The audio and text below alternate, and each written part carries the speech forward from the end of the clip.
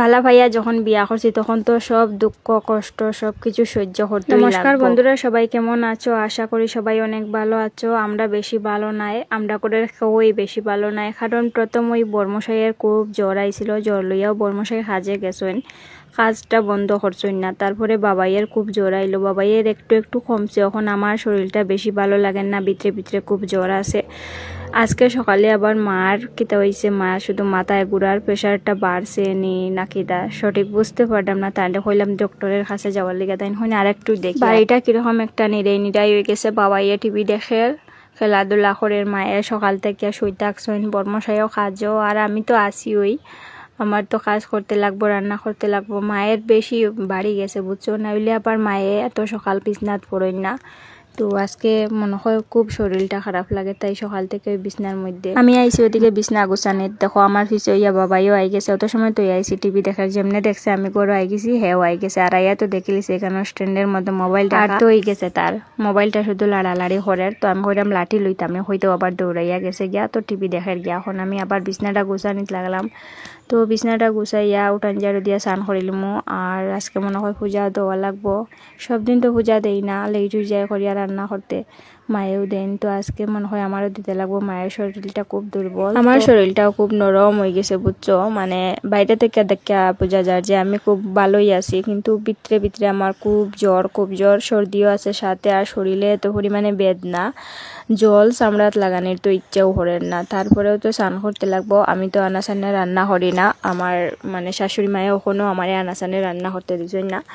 তো স্নান করিয়া যেহেতু রান্না করতে লাগবো, তাই পূজাটাও দিলাইলাম। গরগুছানি বিছনা আটানি সবকিছুই কমপ্লিট। তাই আমার সখীরে ওখন বাইশ টাইশ করিয়া রাখি দিলাম। আমার সখীরে সবসময় আমার সাথে রাখতে পারি না, আমার ছেলের যন্ত্রণায় বুঝছনি। বাবাইয়ে খুব যন্ত্রণা করে যদি স্ট্যান্ড দেখিলা একবার। এদিকে আমার চেহারার বদন দেখো কি অবস্থা। প্রথমেই কইছিলাম বন্ধুরা যে বালা ভাইয়া যখন বিয়া করছি তাইলে সব দুঃখ কষ্ট সহ্য করতে লাগবো। তো এটা হওয়ার একটাই কারণ, অনেকেই আমরা ছোট চৌকে দেখে, অনেকেই ভাবে আমরা একটা ভালো ঘর নাই, অনেকেই ভাবে যে আমার মন এত ছোট, এত গরিব একটা ছেলে দেখিয়া বালা পাইলাম, এত গরিব একটা ছেলেরে বিয়া করলাম। হ্যাঁ, আমি গরিব একটা ছেলেরে বালা পাইছি, গরিব একটা ছেলেরে বিয়া করছি, এটা আমার ব্যক্তিগত। আর বালা ঘর নাই, তাতে আমার কোনো দুঃখও নাই। আমি যে থাকতে পারতাম, থাকার মতো আমার একটা জায়গা আছে।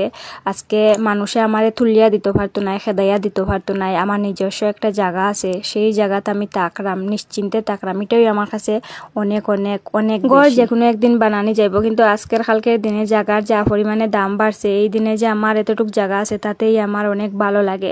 যারা যারা জায়গা বানার বর্তমানে তারাই হইতে পারবো যে আজকের কালকের দিনের জায়গা যেহেতু আছে, বালা ঘর একদিন নিশ্চয়ই হইব। কিন্তু আমার জীবন সাথী যদি একবার ভুল হইতো, তাইলে আমি সেই জীবন সাথীরে কোনো দিন ফাল্টাইতে পারলাম না। আমার ওই ভুল মানুষটার সাথে সারা জীবন দুঃখ কষ্ট সহ্য করিয়া খাটাইতে লাগলো না। কারণ স্বামী একটা জিনিস কোনো সময় ওই ফাল্টানি যায় না, এটা বাজে হোক আর বালা হোক, স্বামীরে লইয়া সারা জীবন খাইতে লাগে। কষ্ট হাজার কষ্ট দিলে, হাজার মাইর করলেও স্বামীর সাথে সংসার। আমি নিজে বালা ভাইয়া বিয়া করছি, আর আমি কিন্তু পরিবারের মতেই করছি। আমি বালা পাইছি ঠিক আছে, আমার পরিবারটাই জানাইছি, আমার বর্মশাইয়ের পরিবারটাই জানাইছি, আমরা বাড়ির থেকে ওই বিয়া দেওয়া হয়েছে। তো দেখো চাইন আজকে আমি যেন আমার স্বামীরে আগে থেকে চিনছি জানছি, তারপরে আমরা দুইজনে বিয়া করছি। আজকে আমরা বালা একটা ঘর নাও থাকতে পারে, কিন্তু আমরা দুইজনের সুখের সংসার, আমরা ভালো ঘর নাও থাকতে পারে, কিন্তু আজকে বিয়ার এত বছর হয়েছে, আজকে পর্যন্ত আমার স্বামী একটা বাজে কথা আমারে কইছেন না। তো আজকালকের দিনে এরকম একটা স্বামী পাওয়া কত ভাগ্য, এটা যারা হয় তারা সত্যি বুঝতো নাই। আমি খুব ভাগ্যবতী, তাই এমন একজনে স্বামী পাইছি যে আমার মনের মতো, আমি যেরকম চাইছিলাম ঠিক এরকম একজন স্বামী পাইছি। আর আমার জীবনের সবথেকে বড় পাওয়া হয়েছে ওটাই যে আমার মনের মতো একটা বর হয়েছে। ভালো ঘর নাও থাকুক, ভালো একটা বর হয়েছে। আমার বাড়ি ঘর সুন্দর নাও থাকতে পারে জানো তো, কিন্তু আমার পরিবারের মানুষগুলা না এত ভালো, তারার মন এত নরম, তারা কোনো সময় আমারে পরের মাইয়া ভাবে না, তারা সব সময় আমারে তারা নিজের মাইয়া ভাবে। আমার শাশুড়ি মায়ের নিজের মাইয়া ভাবেন, কোনো সময় আমি মানে বেযত্নে থাকছি না, সব সময় আমি যত্নে থাকলাম, তাই তো আমি আমার মনের মতো চলতে পারি। যাই হোক বন্ধুরা, ভিডিওটা আজকের লেগে অতটুকু পর্যন্তই। আর আমার যদি কোনো ভুল হইয়া থাকে তোমরা ক্ষমা করিয়া দিও। আর আজকে দেখো ওয়েদারটা এতটাই খারাপ, মেঘলা মেঘলা করিয়া রাখছে, ঠান্ডা ঠান্ডা লাগে আজকে। তো তোমরা খার দিকে কিরকম ওয়েদার একটু জানাইও। টাটা।